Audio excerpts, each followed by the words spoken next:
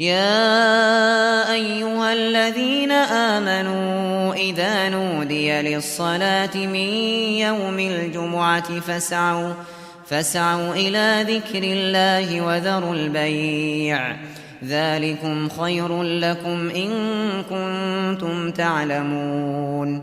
أعوذ بالله من الشيطان الرجيم. بسم الله الرحمن الرحيم. Assalamu alaikum wa rahmatullahi wa barakatuh. In this series of lectures, we want to look at the exegesis, the commentary, the understanding of Surah al-Jumu'ah, the 62nd chapter of the Noble Qur'an.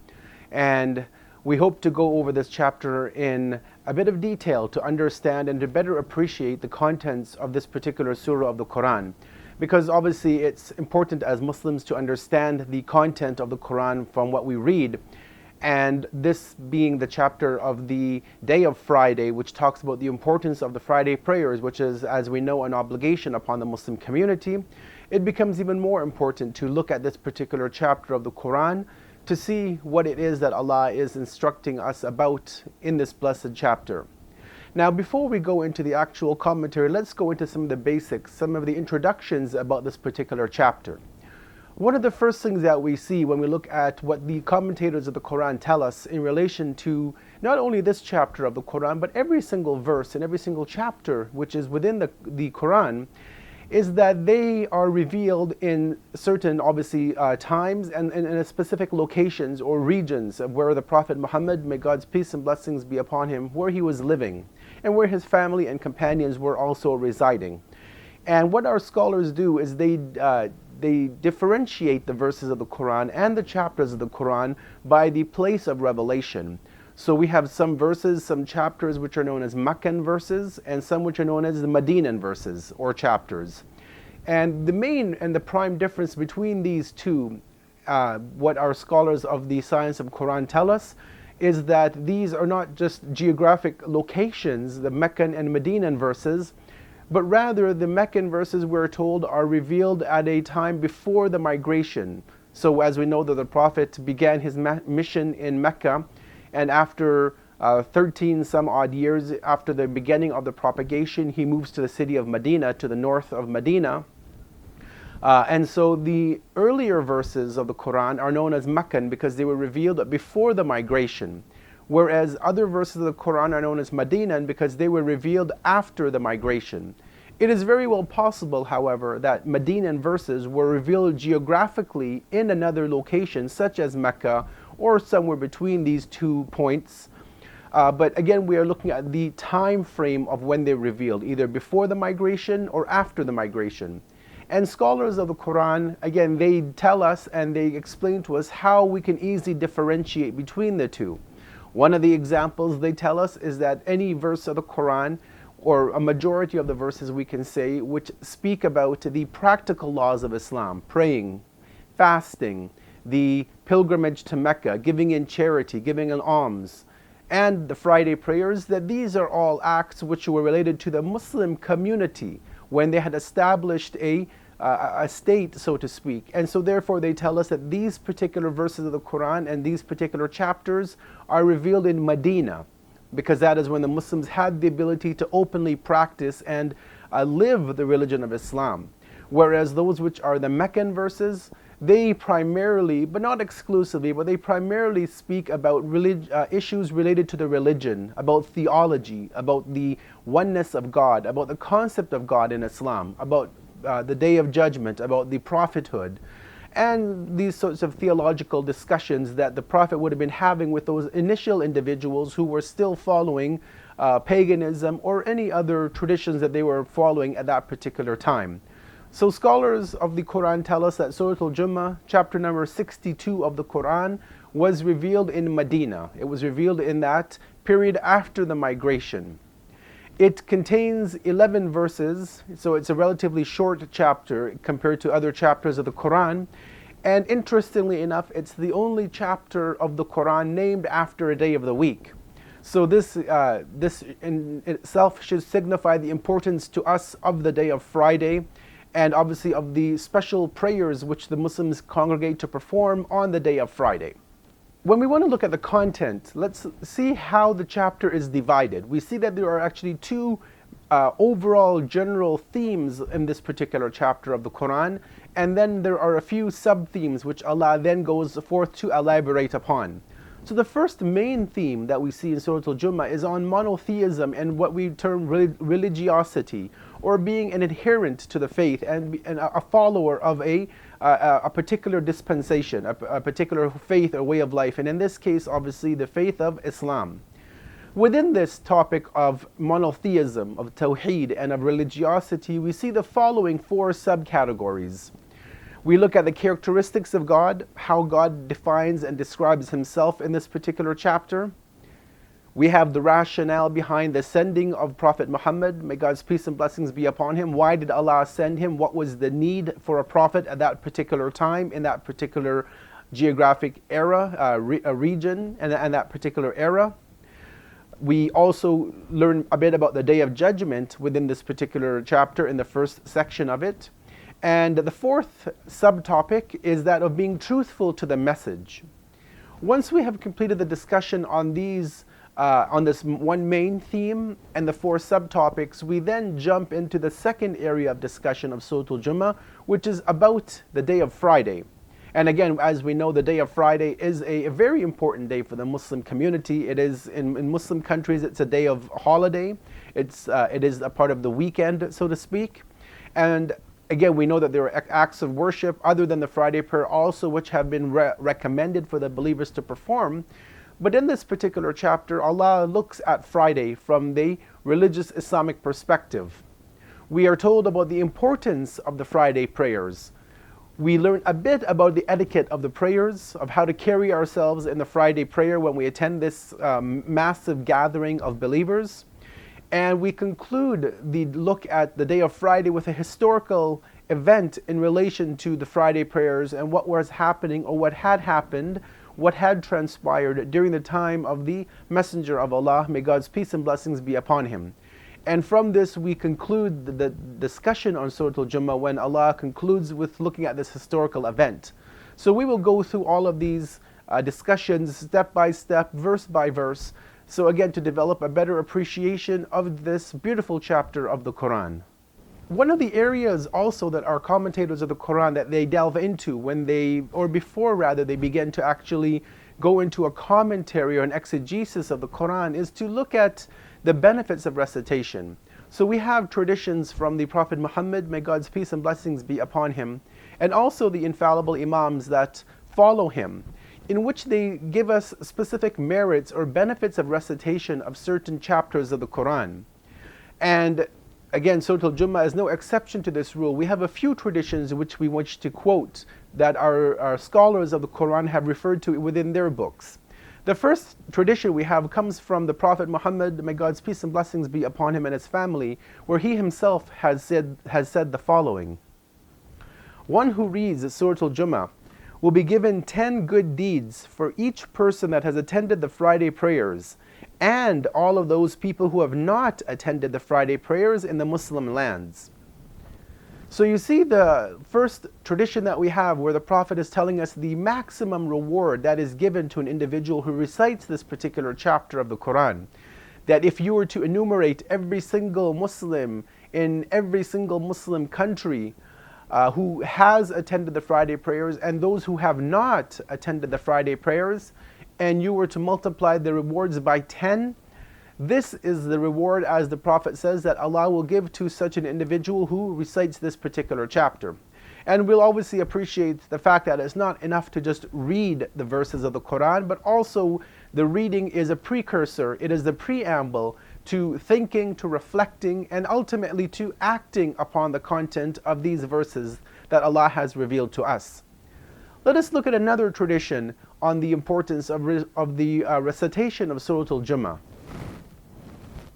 In this tradition from the sixth Imam, Imam Ja'far ibn Muhammad al-Sadiq, may God's peace and blessings be upon him, he shares the following beautiful rewards which are present for the one who recites Surah al-Jumu'ah, and he says, "It is incumbent upon every believing Shia of ours to recite Surah al-Jumu'ah and Surah al-A'la on Thursday night for their Maghrib and Isha prayers, and to recite Surah al-Jumu'ah and Surah al-Munafiqun in their prayers on Friday afternoon. Whoever does so, it is as if he has done the same actions as the Messenger of Allah, and their reward with God is paradise. So again, we see in this beautiful tradition coming from the sixth Imam of the faith of Islam and the founder of what we refer to as the madhab of Ja'fari, the reward is immense in his words, and he shows us a blueprint of how we should carry ourselves on Thursday night and on Friday, that we should try our best to recite these particular chapters of the Qur'an, to read these in our prayers on these days, to gain again the maximum reward for the acts which he has laid out. One side note to mention, and this is coming from the fiqh or the jurisprudence of Islam, is that when our scholars talk about the recitation of a surah, a chapter after Surah al-Fatiha, they tell us that if you are reciting any chapter of the Qur'an, with the exception of two of them, and you get halfway or past the halfway point of that chapter, and you forget maybe some verses of that particular chapter, or you realize that you started with one chapter but you really wanted to recite another chapter of the Qur'an, that you are allowed to break the recitation and to recite a new chapter. That's not a problem. But this rule is null and void for two particular chapters of the Qur'an, that is Surah al-Ikhlas and Surah al-Kafirun. Meaning that if a believer was to recite these, he or she began their recitation of any of these two chapters, and they were at the halfway point or a bit after that, and they say, I don't want to recite this, I want to recite something else, it's actually forbidden. It is not allowed in the fiqh, in the jurisprudence, to stop the recitation and choose another chapter of the Qur'an. But there is one exception to this rule, and that is for Friday prayers. Prayers on the day of Friday, that if a believer was to recite either Surah al-Ikhlas or Surah al-Kafirun, and they got to the midway point, and then they realized, or they came out of that state of temporary negligence, that this is Friday and I should be reciting Surah al-Jumu'ah and Surah al-Munafiqun, then our scholars give the permission to break the recitation of Surah al-Ikhlas or Surah al-Kafirun, and then recite obviously a new Bismillah, and to begin the recitation of Surah al-Jumu'ah or Munafiqun, whatever the case may be. So this again should show us the importance of these two particular chapters on the day of Friday, that we're allowed to break the recitation of those two chapters which normally cannot be broken, and we can begin the recitation of Surah al-Jumu'ah or Munafiqun. So this shows us the importance of these two chapters, that the contents are very deep, are very profound, and that we are allowed to actually make that change, and our prayers would be intact and we would not have committed a sin in the eyes of Allah. Now that we have gone over some of the preliminaries of this chapter of the Qur'an, and we've seen some of the benefits of its recitation and some of the exceptions to the rule of recitation, let us go into a commentary, a brief explanation of the verses of this particular chapter. Before that, let's listen to a recitation of verse number 1 of Surah al-Jumu'ah. بسم الله الرحمن الرحيم يسبح لله ما في السماوات وما في الأرض الملك القدوس العزيز الحكيم. Whatever there is in the heavens glorifies God, and whatever there is in the earth also glorifies God, the Sovereign, the All-Holy, the Almighty, the All-Wise. In this, the very first verse of Surah al-Jumu'ah, chapter number 62 of the Qur'an, Allah lays down a beautiful vision and a beautiful picture of the power and grandeur and splendor and majesty that He Himself possesses. He begins by saying that everything which is within the heavens, within the cosmos, and everything within this earth, it glorifies Allah. And the word which Allah uses, the phrase which He uses, He says, ma, whatever is in the heavens and the earth. This is a term used in Arabic meaning everything in existence, not only living creatures with intellect, but really everything that is in this world that Allah has created, things that we know, things that we do not know, things maybe which are on other planets, in other solar systems, in other parts of our universe. We are told that all of these things glorify Allah. As we see in the Qur'an in chapter 24, verse 41, Allah tells us, Indeed, each and every one of them know and perform their own prayers and forms of glorification.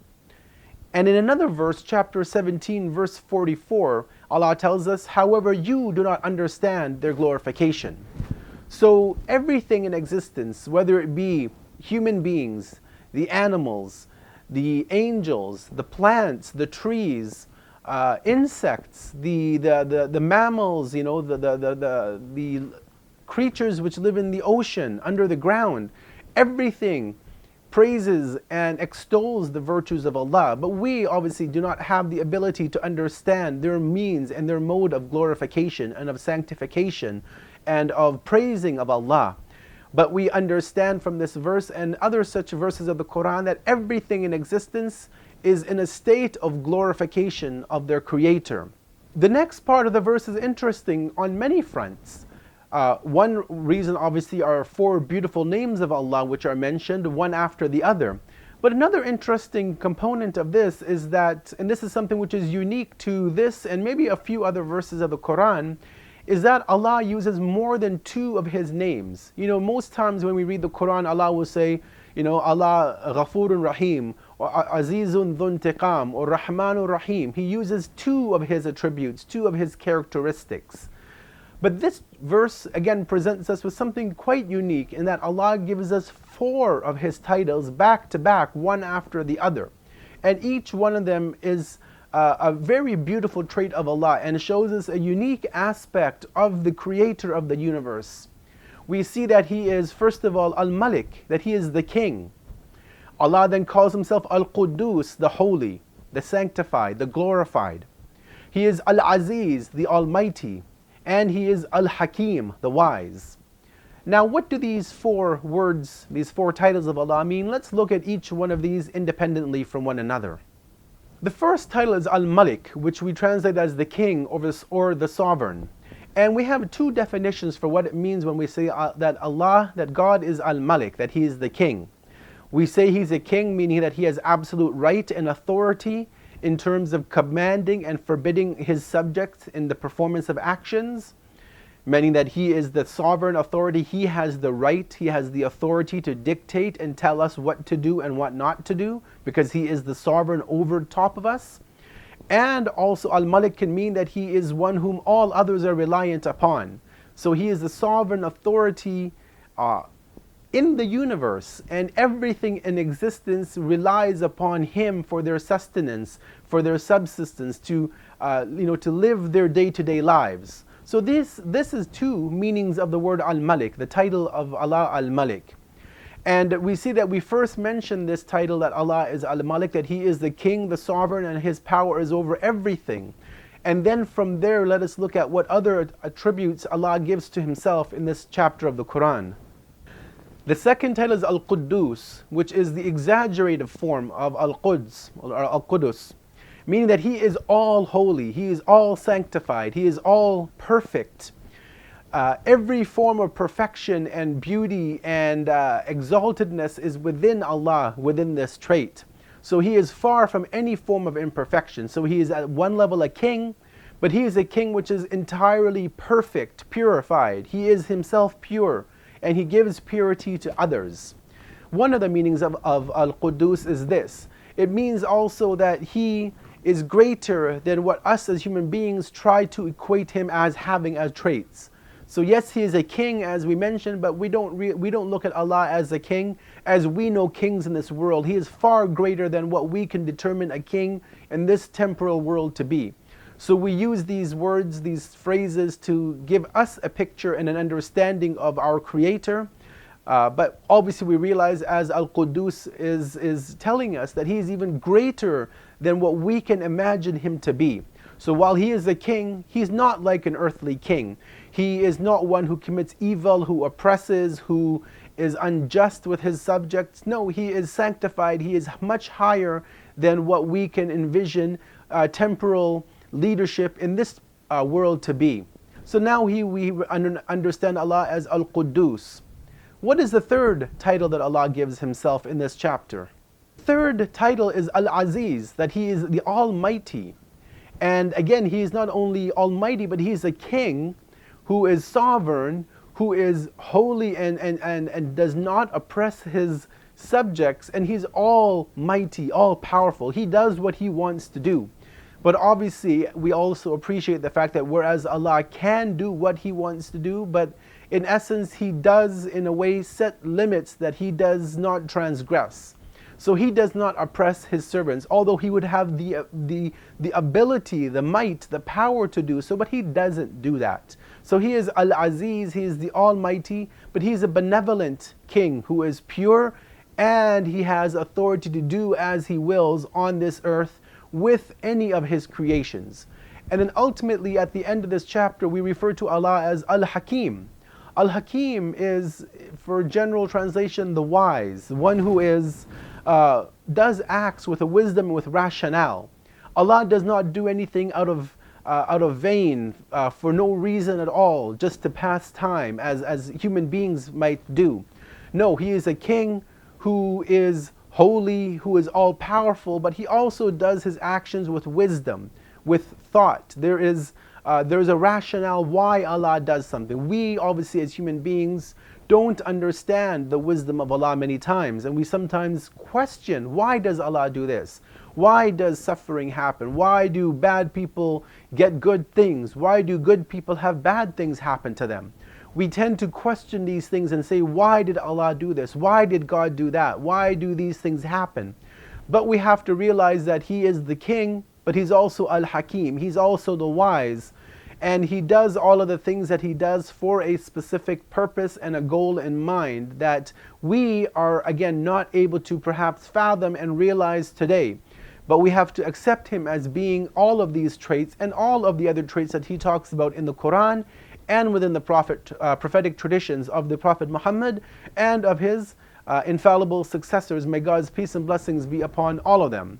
We end this discussion, and we, inshallah, God willing, will continue our brief look into Surah al-Jumu'ah, into the 62nd chapter of the Qur'an, to see how Allah further elaborates on many of the issues that we will go through over these next few discussions. Wassalamu alaikum wa rahmatullahi wa barakatuh.